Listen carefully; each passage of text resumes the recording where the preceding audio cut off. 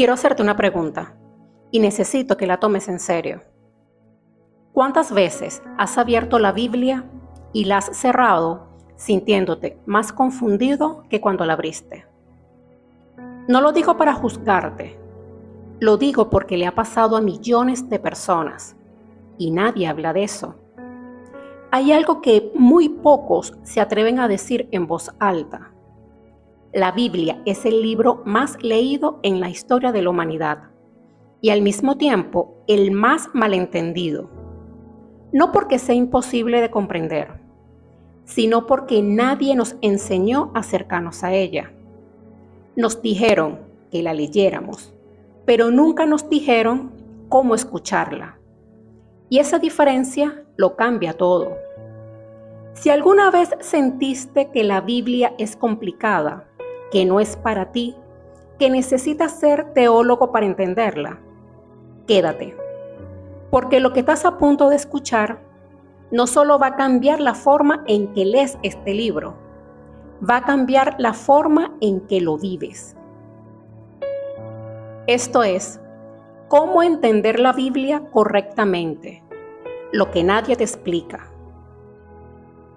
Si te está gustando mi contenido, no te olvides de suscribirte, dale like, activa la campanita de notificaciones para que YouTube te informe cuando subo contenido. Esto me ayudaría muchísimo y mi canal sigue creciendo. Ahora sí, continuemos con esta gloriosa historia.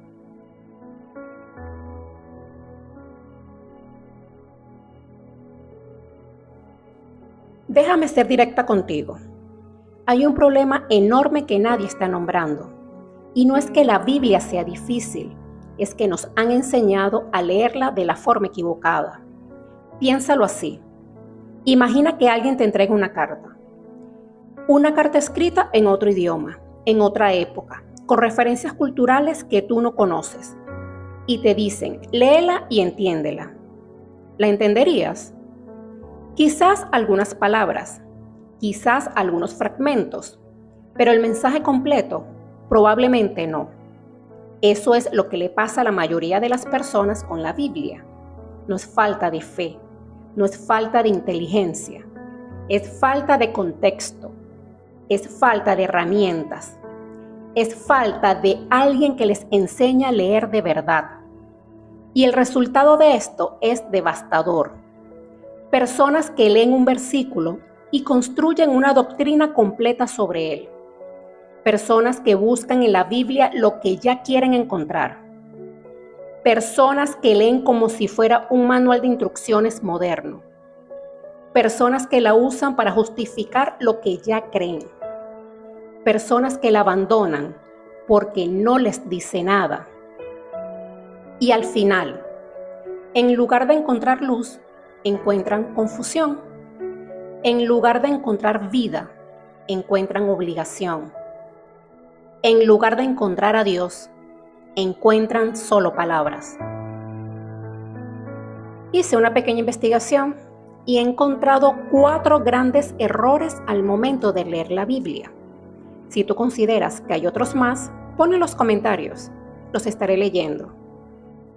Primer gran error, leer la Biblia como si fuera un libro. Porque no lo es. La Biblia no es un libro, es una biblioteca. Son 66 libros escritos por más de 40 autores distintos, en un periodo de aproximadamente 1500 años, en 3 idiomas diferentes, en 3 continentes distintos, dirigidos a audiencias completamente diferentes, con propósitos completamente diferentes. Y tú la estás leyendo como si fuera un solo texto lineal. No te culpo, nadie te explicó esto. Pero hoy eso cambia. Y hay algo más. Vivimos en la era de la información inmediata. Vivimos en la era donde si no entendemos algo en los primeros 30 segundos, deslizamos. Pasamos a lo siguiente. Buscamos el resumen. Buscamos la lista de los 5 puntos claves. Y esa mentalidad la llevamos a la Biblia. Abrimos, leemos 3 versículos, sentimos algo, y concluimos que ya entendimos el pasaje. Pero la Biblia no fue escrita para ser leída rápido. Fue escrita para ser comprendida profundamente. No porque Dios quiera hacerlo difícil, sino porque lo que Él tiene para decirte requiere que te detengas, requiere que escuches, requiere que hagas silencio por dentro. Y en el mundo en que vivimos hoy, hacer silencio es casi un acto revolucionario. Segundo gran error, sacar versículos fuera de contexto. Esto es quizás la práctica más peligrosa en la interpretación bíblica. Hay una frase que se ha vuelto popular en círculos espirituales. Todo lo puedo en Cristo, que me fortalece. Es un versículo real, Filipenses, capítulo 4, versículo 13. Hermoso, verdadero y poderoso. Pero hay algo que casi nadie dice. Ese versículo no está hablando de lograr metas personales. No está hablando de aprobar el examen. No está hablando de conseguir el trabajo. Pablo lo escribió desde la cárcel. Lo escribió para hablar de algo muy específico, del secreto de estar contento tanto en la abundancia como en la necesidad. ¿Ves la diferencia? Tomado solo, ese versículo puede convertirse en una especie de mantra de autoayuda. Leído en contexto, es una enseñanza profunda sobre el contentamiento y la paz interior en cualquier circunstancia. El mensaje no desaparece, sigue siendo verdad, pero su dimensión cambia completamente. Tercer gran error: buscar respuestas rápidas. La mayoría de las personas abren la Biblia buscando algo, una solución a su problema, una confirmación de lo que ya quieren hacer, una señal. Y eso no está mal en sí mismo. El problema es cuando solo leemos lo que nos da lo que queremos escuchar. Y eso tiene un nombre en teología. Se llama eisegesis, que viene del griego y significa leer hacia adentro. Es decir, meter tu propia interpretación dentro del texto, en lugar de sacar lo que el texto realmente dice. El objeto real de la interpretación bíblica es la exégesis, sacar del texto lo que el texto mismo quiere decir. Una letra diferente, un proceso completamente opuesto, y el resultado es radicalmente distinto. Y finalmente, el cuarto gran error: ignorar el trasfondo histórico y cultural. La Biblia no fue escrita en el siglo XXI, no fue escrita en tu ciudad, no fue escrita en tu idioma, no fue escrita para tu cultura. Fue escrita en un mundo completamente diferente al nuestro. Y cuando leemos sin entender ese mundo, interpretamos desde nuestra perspectiva moderna lo que fue escrito para una realidad completamente distinta. Esto no invalida el mensaje. Lo que hace es que requiere que hagamos el trabajo de entender ese mundo primero. Entonces, ¿qué hacemos? ¿Abandonamos la Biblia por ser demasiado complicada? No. ¿La seguimos leyendo de la misma forma esperando resultados diferentes? Tampoco. Necesitamos aprender a leerla correctamente. Y eso es exactamente el propósito de este video.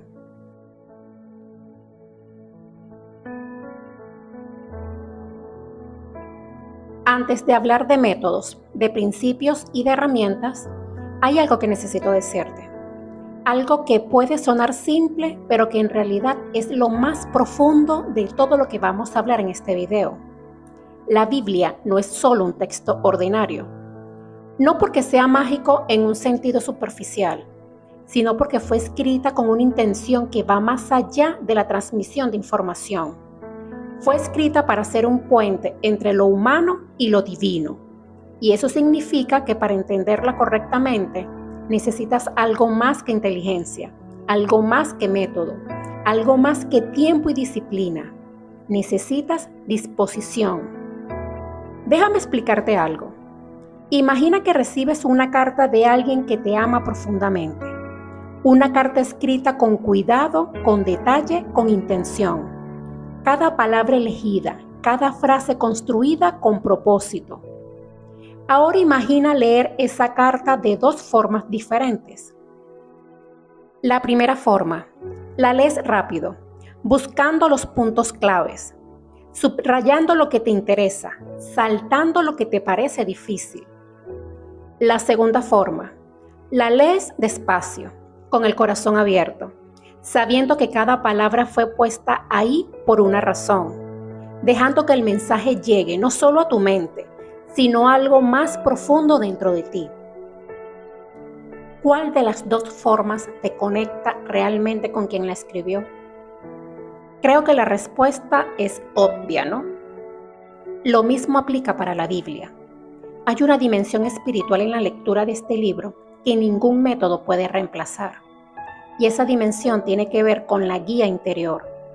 Quiero hablar de algo que muchos conocen como doctrina, pero pocos han experimentado como realidad: la guía del espíritu. No voy a usar un lenguaje complicado, no voy a entrar en debates teológicos, solo voy a decirte lo que la misma Biblia dice. En Juan capítulo 16, versículo 13, Jesús le dice a sus discípulos: cuando venga el Espíritu de verdad, Él os guiará a toda la verdad. ¿Qué implica esto? Que hay una dimensión de comprensión en la Biblia que no llega a través del intelecto solamente. Que hay un nivel de revelación que solo se abre cuando hay una apertura interior. Y esto me lleva al primer elemento fundamental de la base espiritual: la oración antes de leer. No como un ritual, no como fórmula, sino como un acto de reconocimiento. Reconocer que este texto es diferente a cualquier otro. Reconocer que necesitas ayuda para comprenderlo.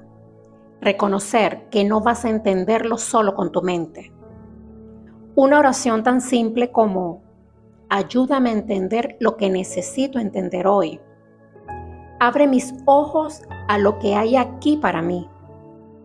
No leo esto para cumplir una obligación. Lo leo porque quiero conocerte. Eso cambia todo. No porque las palabras sean mágicas, sino porque esa postura del corazón abre algo dentro de ti que ningún método puede abrir. Segundo elemento, la humildad. Esta es quizás la virtud más subestimada en la lectura bíblica. Hay personas que se acercan a la Biblia ya convencidas de lo que van a encontrar.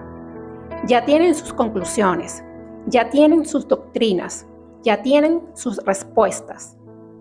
Y leen solo para confirmar lo que ya creen. Pero la humildad dice: puede que yo esté equivocado. Puede que haya algo aquí que me desafíe. Puede que este texto me lleve a un lugar diferente al que yo esperaba.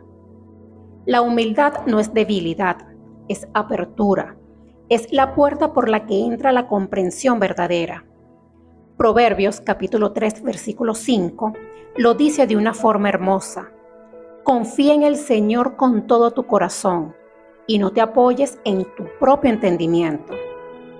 No dice que el entendimiento no sirva, dice que no sea el único apoyo. Dice que haya algo mejor que tu perspectiva actual guiando el proceso. Tercer elemento, la intención. ¿Por qué lees la Biblia? Esta es una pregunta que muy pocas personas se hacen honestamente. ¿La lees por obligación religiosa? ¿La lees para demostrar que eres buena persona? ¿La lees para sentirte mejor? ¿La lees para encontrar justificación a algo que ya decidiste? ¿O la lees porque genuinamente quieres encontrar algo verdadero? La intención moldea lo que recibes. Si lees buscando encontrar a Dios, es diferente a leer buscando confirmar tu agenda.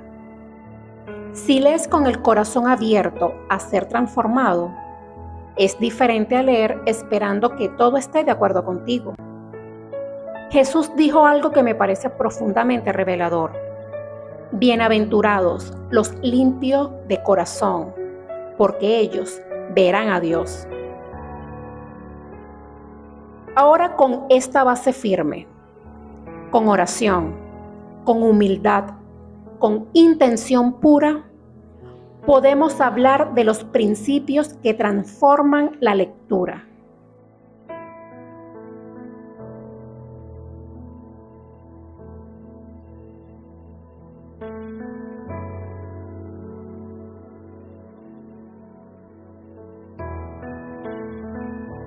Déjame comenzar con algo que puede parecer académico, pero que en realidad es profundamente liberador. Cada libro de la Biblia tiene un mundo detrás de él. Un mundo con geografía, con política, con cultura, con tradiciones, con conflictos, con idiomas. Y cuando entras en ese mundo antes de leer el texto cobra una vida completamente diferente. Te voy a dar un ejemplo concreto. El libro de Job. La mayoría de las personas conoce a Job como el hombre que sufrió mucho, pero al final le fue bien. Y eso es técnicamente correcto. Pero cuando entiendes el contexto histórico y cultural del libro de Job, descubres algo mucho más profundo. El libro de Job fue escrito en un mundo donde había una creencia muy arraigada. Si sufres es porque hiciste algo malo. El sufrimiento era visto como consecuencia directa del pecado. Y el libro de Job es precisamente una ruptura radical con esa creencia. Job era un hombre recto. La misma Biblia lo dice. No era perfecto, pero era íntegro. Y sin embargo, sufrió de una manera devastadora. Todo el libro es un debate filosófico y espiritual sobre por qué sufren los justos. Sus amigos, siguiendo la teología de su época, le dicen: algo malo hiciste. Y Job responde: no es así.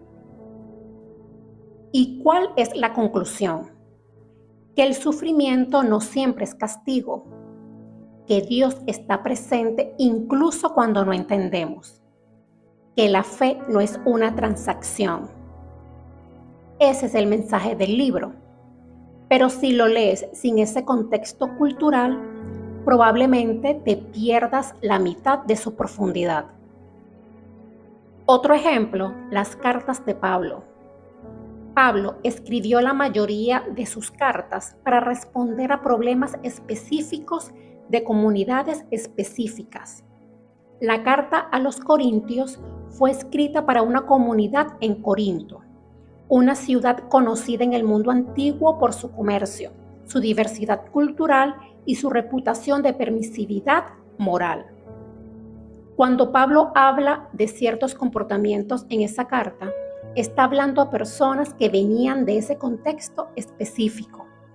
Está respondiendo a preguntas reales de esa comunidad que le había enviado. ¿Eso invalida el mensaje para nosotros hoy? No. Pero sí requiere que primero entendamos qué le estaba diciendo a ellos antes de saber qué nos está diciendo a nosotros.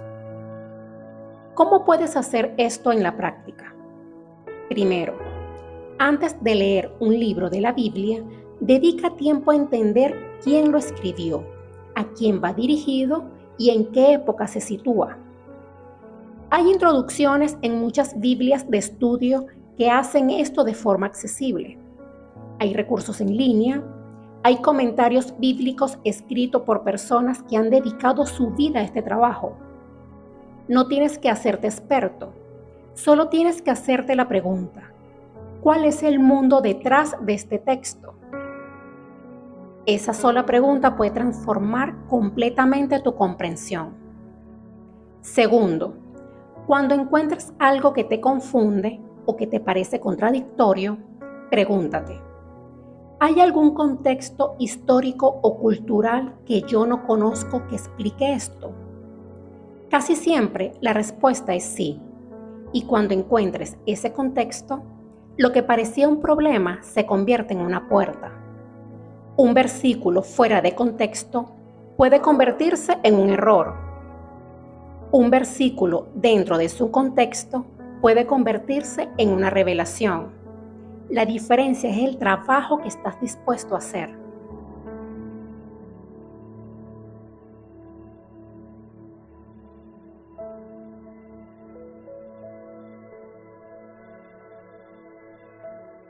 Esta es quizás la clave más ignorada en la lectura bíblica, y su ignorancia causa más confusión que casi cualquier otra cosa.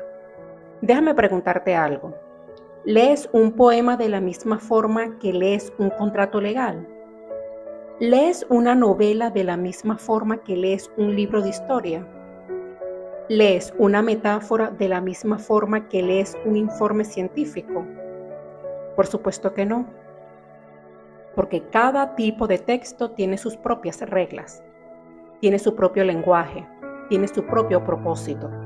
Y cuando mezclas las reglas de un género con el texto de otro, el resultado es caos interpretativo. La Biblia contiene varios géneros literarios distintos y cada uno de ellos necesita ser leídos de manera diferente. Estos son textos que narran eventos, personas, historias. Se leen como narrativas, entendiendo que incluso los relatos históricos tienen enseñanzas teológicas detrás. La poesía hebrea tiene características específicas: el paralelismo, la metáfora, la hipérbole, el lenguaje figurado. Si lees la poesía de los Salmos como si fuera un tratado doctrinal literal, vas a encontrar contradicciones por todas partes. Pero si la lees como lo que es, poesía, vas a encontrar una de las colecciones de oración y reflexión más profundas que existen.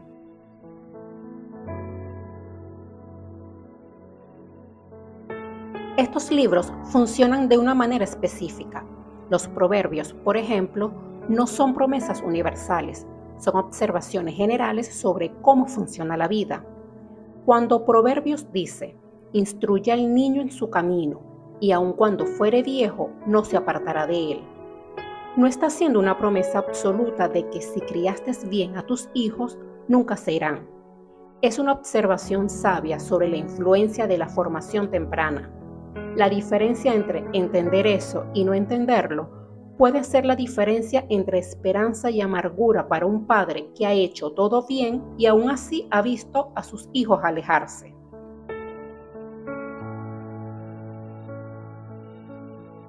La profecía bíblica es uno de los géneros más complejos y más frecuentemente malinterpretados, porque mezcla elementos de denuncia profética contemporánea, advertencia ética para la comunidad inmediata y proyección futura hacia la esperanza mesiánica y escatológica. Y a veces estas tres dimensiones se entrelazan en el mismo texto. Cuando Isaías en el capítulo 7 habla de una virgen que concebirá y dará a luz un hijo, ese texto tiene primero un significado para la situación inmediata de Israel en el siglo 8 a.C., y también un cumplimiento más profundo que el Nuevo Testamento conecta con el nacimiento de Jesús. Entender la profecía requiere entender que casi siempre tiene capas. Una capa inmediata, una capa más profunda, o quizás varias capas más.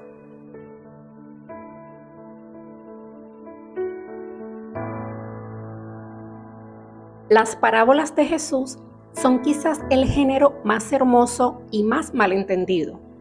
Una parábola no es una alegoría completa donde cada detalle tiene un significado simbólico. Una parábola generalmente tiene un punto principal, un mensaje central, una enseñanza específica. Cuando Jesús cuenta la parábola del hijo pródigo, el punto central no es sobre los cerdos, ni sobre el banquete, ni sobre el vestido. El punto central es el amor del padre que sale corriendo hacia el hijo que regresa.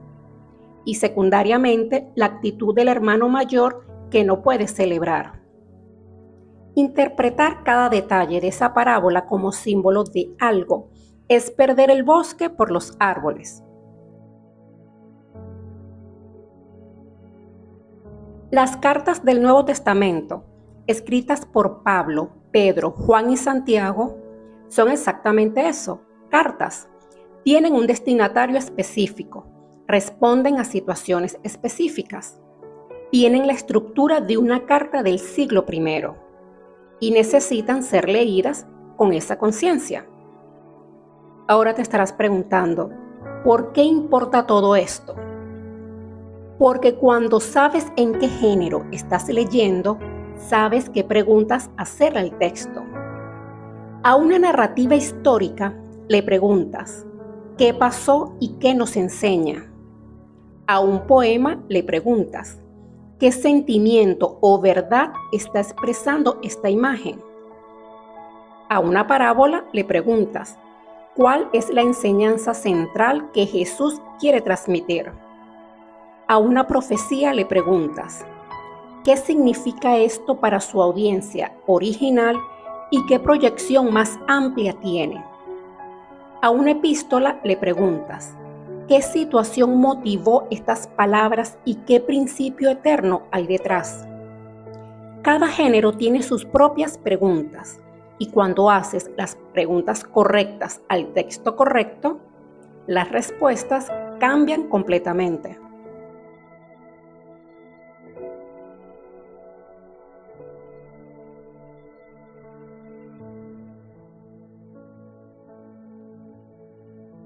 Hay un principio en la interpretación bíblica que es hermoso en su sencillez y profundo en su implicación. La Biblia es su mejor comentario. No quiero decir con esto que no necesites otros recursos. Sí lo necesitas, pero lo que quiero decir es esto. Antes de ir a buscar qué dice alguien más sobre un texto, ve primero a buscar qué dice la misma Biblia sobre ese texto. Déjame mostrarte cómo funciona esto. Uno de los pasajes más usados para justificar el llamado Evangelio de la Prosperidad es Tercera de Juan, capítulo 1, versículo 2. Amado, yo deseo que tú seas prosperado en todas las cosas y que tengas salud, así como prospera tu alma. Leído aisladamente, suena como una promesa de prosperidad material y salud física para todo creyente. Pero cuando lo lees en su contexto, es la apertura de una carta personal. Es un saludo. En el mundo grecorromano del siglo I, esta era la fórmula común de saludo en las cartas. Como nosotros decimos, espero que te encuentres bien, al inicio de un email. ¿Eso elimina el valor del versículo?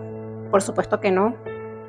¿Lo convierte en una promesa doctrinal de prosperidad material para todos? Tampoco. Y cuando busco en la misma Biblia cómo entiende ella la prosperidad, encuentro que el concepto es mucho más rico y complejo que solo salud y dinero.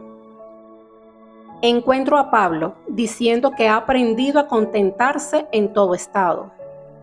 Encuentro a Jesús diciendo que es difícil que el rico entre al reino de Dios.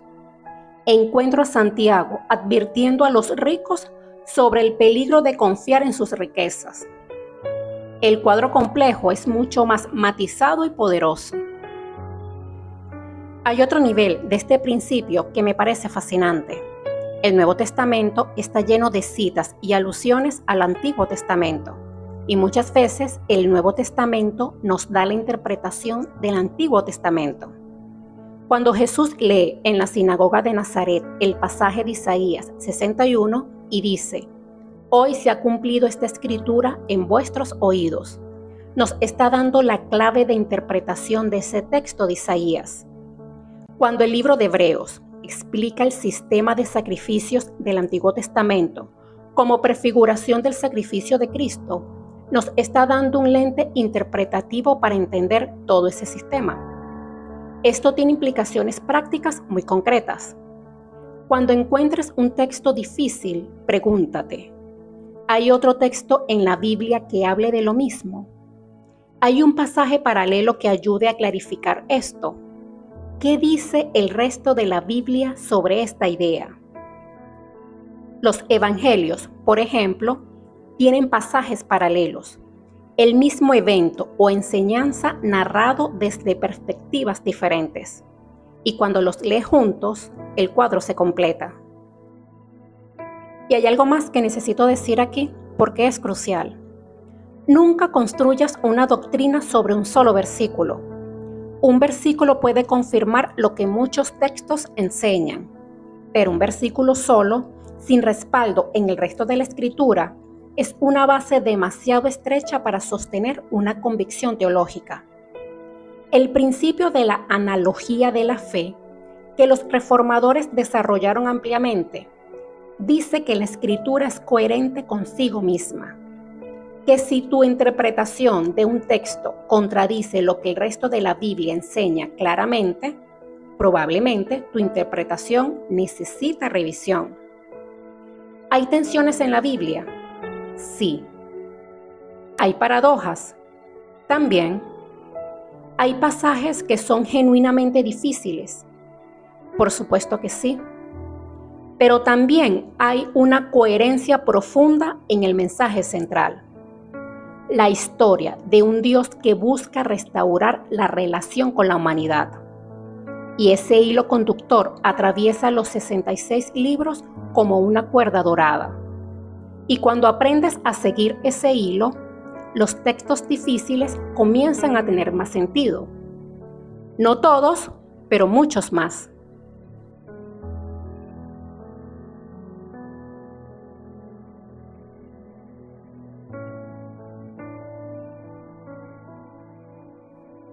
Este es el punto donde muchas personas cometen errores sin darse cuenta. Y quiero hablarlo con claridad porque tiene consecuencias reales en la vida real. Hay 3 categorías de material en la Biblia que necesitan ser distinguidas para la aplicación correcta.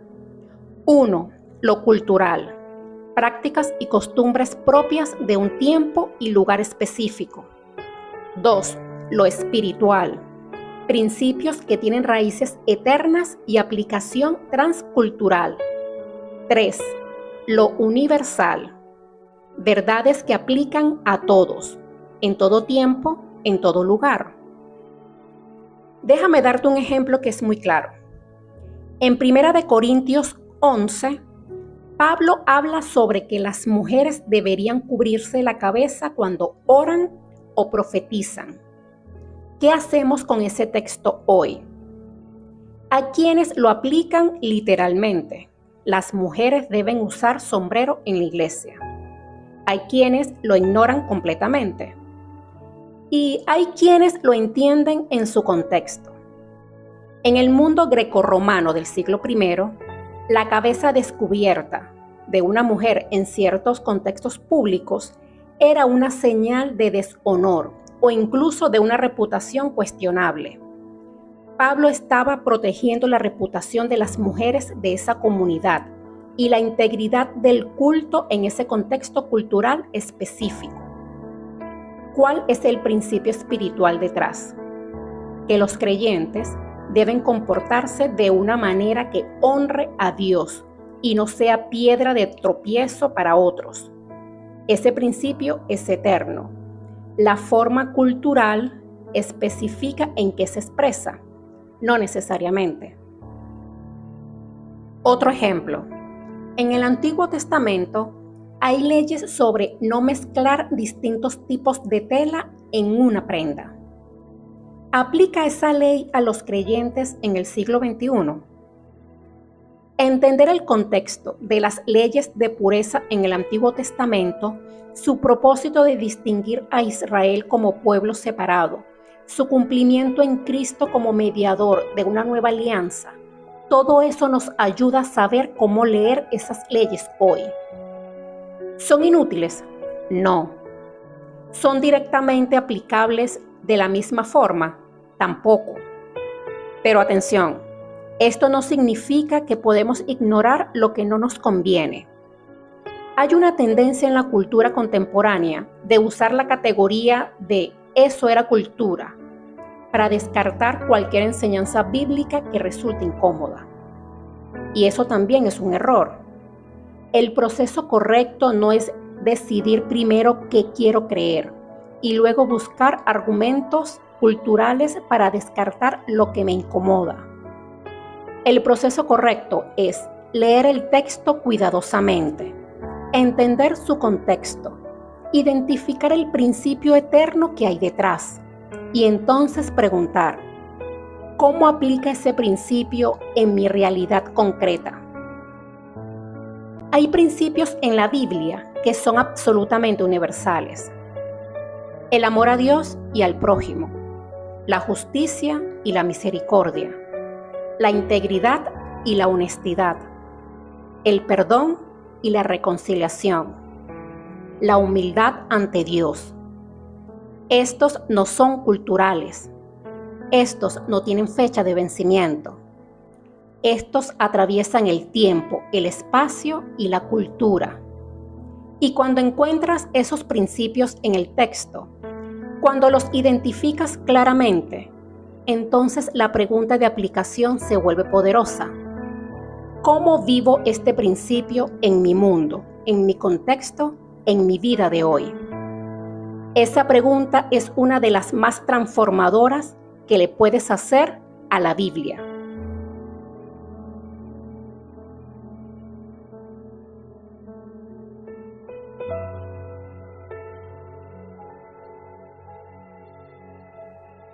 Vivimos en la cultura del instante, el instante en que el video carga, el instante en que el resultado aparece. Y esa mentalidad ha infiltrado la forma en que nos relacionamos con la Biblia. Queremos la revelación instantánea, queremos ese versículo que lo cambie todo en 30 segundos. Pero la transformación espiritual no funciona así. Hay una imagen que me parece poderosa, el bambú chino. Cuando plantas una semilla de bambú chino, los primeros 4 años no ves nada en la superficie, solo tierra. Mucha gente concluiría que la semilla está muerta, que no sirve, que debería plantar otra cosa. Pero en el 5.º año, el bambú chino crece hasta 27 metros en 6 semanas. ¿Qué pasó en esos 4 años? El bambú estaba desarrollando un sistema de raíces profundísimo, un sistema que luego sostendría ese crecimiento extraordinario. La lectura bíblica constante funciona igual. Durante semanas, durante meses, quizás no sientes que esté pasando nada. Quizás no tengas la revelación espectacular que esperabas.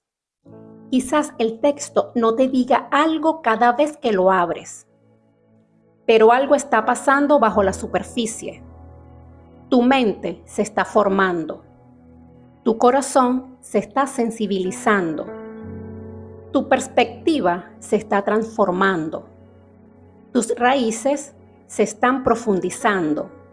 Y cuando llegue el momento en que lo necesitas, esa profundidad sostendrá todo lo que viene.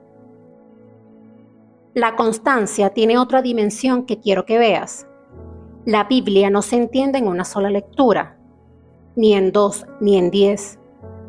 Hay personas que han leído la Biblia decenas de veces y siguen encontrando cosas nuevas, porque el texto es inagotable en su profundidad.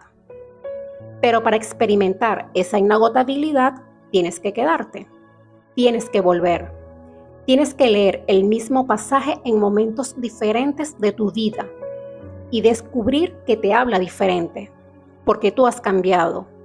Y el texto, sin cambiar, te habla donde estás ahora.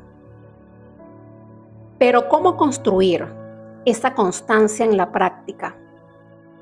No te pongas metas imposibles. No digas, voy a leer la Biblia entera en 3 meses, si nunca has leído. Empieza con algo sostenible. 10 minutos al día. Un pasaje, una reflexión. Es mejor 10 minutos todos los días que 3 horas una vez a la semana. La constancia supera la intensidad esporádica, siempre. Y hay algo más. La disciplina no es lo opuesto del deseo. La disciplina, cuando se practica conscientemente, genera el deseo. Al principio puede ser esfuerzo. Al principio puede ser que no sientas nada. Pero si te mantienes, llega un momento en que el texto te llama. Llega un momento en que lo extrañas cuando no lo lees. Llega un momento en que algo en ti se activa cuando lo abres. Eso no es magia, es el fruto de la constancia. La revelación no llega por prisa, llega por permanencia. Quédate con el texto y el texto se quedará contigo.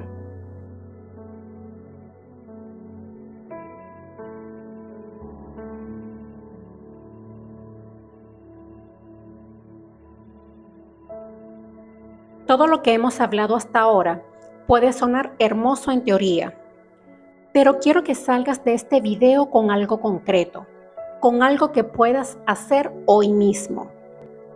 Voy a darte un método simple que puedes comenzar a aplicar de inmediato. Lo llamo el método de las 4 preguntas. Pero antes de llegar a él, quiero darte el punto de partida. ¿Por dónde empezar si eres principiante? Si nunca has leído la Biblia de forma sistemática, o si has intentado hacerlo y te has perdido, empieza por el Evangelio de Juan. No por Génesis, no por Apocalipsis, por Juan. ¿Y por qué Juan?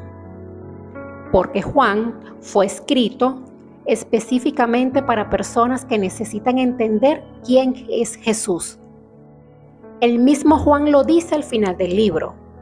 Estas cosas han sido escritas para que creáis que Jesús es el Cristo, el Hijo de Dios, y para que creyendo tengáis vida en su nombre. Es un evangelio escrito con propósito clarísimo. Es profundo pero accesible. Es teológico pero narrativo. Y es un punto de entrada extraordinario para cualquier persona que quiera entender la Biblia desde su centro. Después de Juan, puedes ir a Lucas.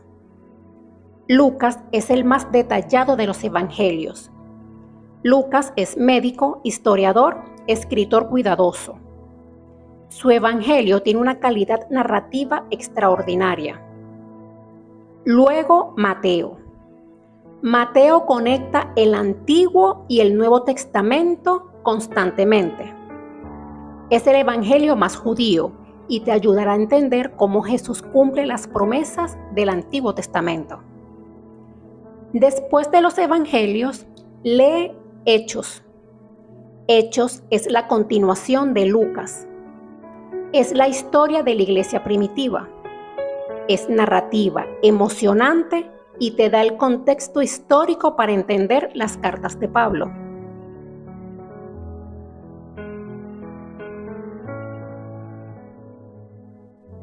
Para cada pasaje que leas, hazte estas 4 preguntas.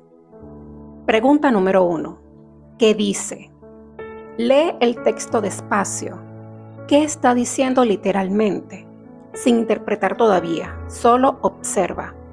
Pregunta número 2. ¿Qué significa? Aquí entra el contexto histórico, el género literario, los pasajes paralelos. ¿Qué quería decir el autor original a su audiencia original? Pregunta número 3. ¿Qué me dice a mí? ¿Cuál es el principio eterno de este texto? ¿Qué hay aquí que trasciende el contexto original y tiene relevancia para mi vida hoy? Y pregunta número 4. ¿Qué voy a hacer con esto? La aplicación concreta, no solo mental, sino práctica. ¿Qué acción, qué cambio, qué decisión surge de este texto en mi vida real? Estas 4 preguntas son simples, pero si las aplicas conscientemente, vas a transformar radicalmente la forma en que lees. ¿Cómo puedes hacer una rutina? Empieza con 10 a 15 minutos al día. Eso es todo lo que necesitas para comenzar. Y aplica estos pasos. Paso número 1. Antes de abrir el texto, haz una pausa. Respira, silencia las notificaciones, aquieta tu mente y di en voz alta o internamente: quiero entender, ayúdame. Esa simple intención hace una diferencia. Paso número 2. Lee un pasaje pequeño, no un capítulo entero, no varios capítulos. Un párrafo, una historia, un poema. Algo que realmente puedas masticar. Paso número 3. Aplica las 4 preguntas, despacio, sin prisa, dejando que cada respuesta llegue. Paso número 4. Escribe algo. No tienes que llevar un diario elaborado, pero escribe una frase, una reflexión, una pregunta que te quedó. El acto de escribir consolida lo que has recibido. Paso número 5. Cierra con gratitud, no como un ritual, sino como reconocimiento de que recibiste algo. Aunque no sientas nada espectacular, la gratitud mantiene abierta la disposición para la próxima lectura. ¿Te pareció complicado? ¿Verdad que no? ¿Requiere tiempo? Sí, pero menos del que crees. 10 minutos al día, 365 días al año, es decir, 60 horas de lectura meditada al año. ¿Qué podría cambiar en tu comprensión de la Biblia con 60 horas de lectura meditada al año? ¿Quieres saber la respuesta? Todo. Y una última cosa, busca una comunidad. La lectura bíblica individual es fundamental, pero hay una dimensión de la comprensión que solo se abre en conversación. Cuando compartes lo que estás leyendo con alguien que también lo está leyendo, cuando escuchas la perspectiva del otro, cuando tus ideas son desafiadas y enriquecidas, algo se expande. La Biblia fue escrita mayoritariamente para comunidades, para grupos de personas que vivían la fe juntas. Y leerla en comunidad, aunque sea pequeña, tiene un poder que la lectura solidaria no reemplaza.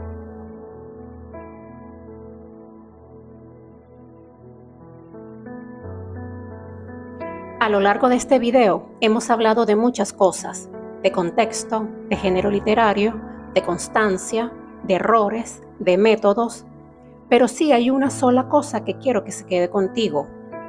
Es que la Biblia no es un obstáculo que superar, es una invitación que aceptar, una invitación a entrar en una historia que empezó mucho antes de que nacieras y que todavía no ha terminado. Una invitación a encontrar ese texto antiguo, una voz que habla a tu realidad más concreta. Una invitación a ser transformado no por haber leído más, sino por haber escuchado más profundo. Hay una escena que siempre me detiene. Es en el Evangelio de Lucas, capítulo 24. 2 discípulos van caminando después de la muerte de Jesús. Van confundidos, destrozados, sin esperanza. Y alguien se les une en el camino, un desconocido, y comienza a explicarle las escrituras, desde Moisés hasta los profetas, y todo lo que hablaba de lo que había pasado.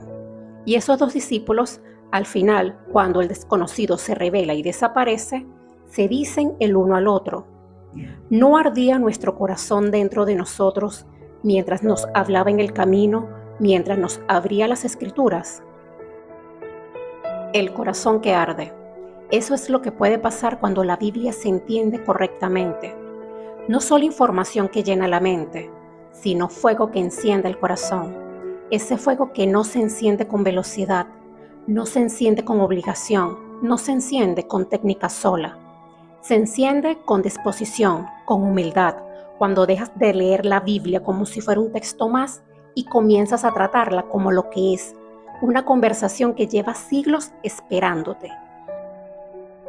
El proceso que hemos descrito hoy no es para expertos, no es para personas que ya lo tienen todo claro, es para personas que todavía tienen preguntas, para personas que todavía dudan, para personas que a veces sienten que Dios está lejos, porque la Biblia fue escrita precisamente para esas personas.